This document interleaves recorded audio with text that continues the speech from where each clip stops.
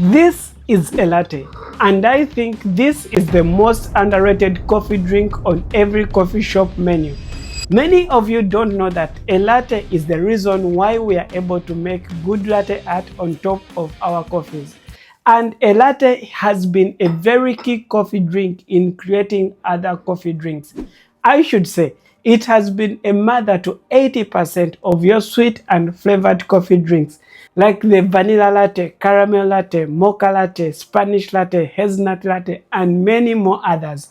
But for the 8 years of working as a barista and now teaching coffee online for baristas and coffee lovers, I've noticed that many baristas don't know how to make a perfect latte, or they complicate themselves when making a latte. They use the wrong size of cup, or they use the wrong amount of espresso, or bad texture of milk. Yet a latte should be the easiest coffee drink for you to make because it has 3 criteria that makes it stand out amongst the flat white and the cappuccino. The criteria number 1 is the size of the cup.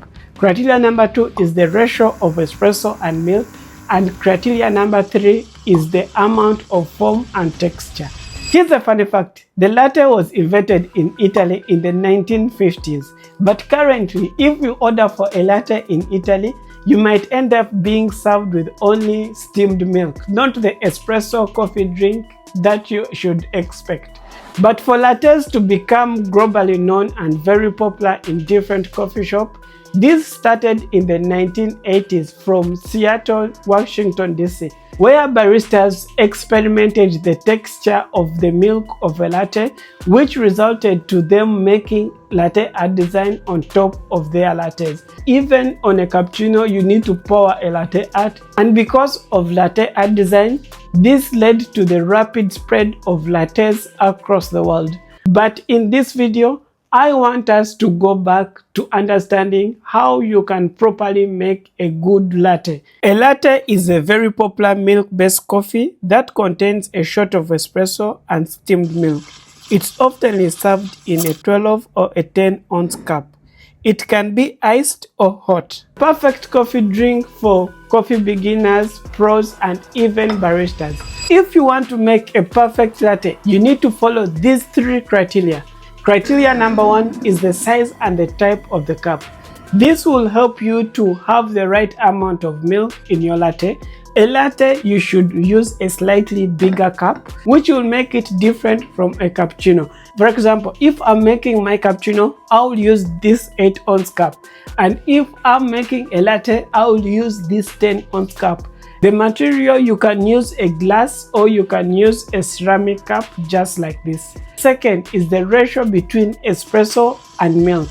This will enable you to achieve that smooth and creamy texture of a latte. You might be asking yourself, should you use a single shot of espresso or you should use a double shot of espresso? I prefer using a single shot of espresso to easily allow me to achieve the standard ratio of a latte, because the ratio of a latte is 1 part espresso, 3 parts of milk. So if I use a single shot of espresso in this 10-ounce cup, it will allow me to achieve this ratio easily. This is why for a standard amount of espresso, I would recommend for you to use a single shot of espresso. Unless if someone wants a more stronger latte, that's when you can use a double shot of espresso. And third is the amount of foam and texture of your milk.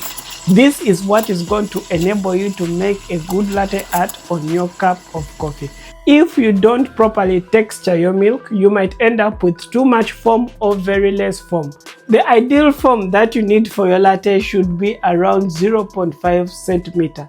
So learning how to properly texture your milk to have this less amount of foam will be very vital for you to make a good latte art. If you're someone who's not really good with milk steaming, I got you. I have a video dedicated for you, a full technique that I use to make different coffees on my day-to-day as a barista.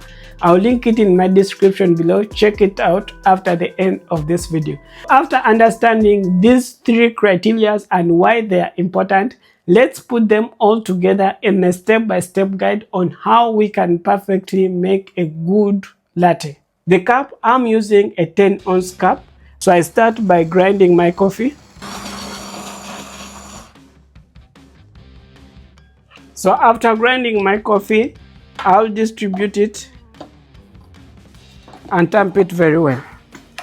Knowing how to properly make a good shot of espresso will make your coffee taste very well, and also you'll be able to achieve that good creamer, which will be very vital when you're making your latte art. I will insert it in the group head and start extracting. I'm going to be putting 2 cups down the spiral so I can get a single shot of espresso. So I'm going to get 20 ml of espresso and 20 ml in the other cup. This is what is considered as a single shot of espresso. After having your shot of espresso ready, I'll get my milk jug,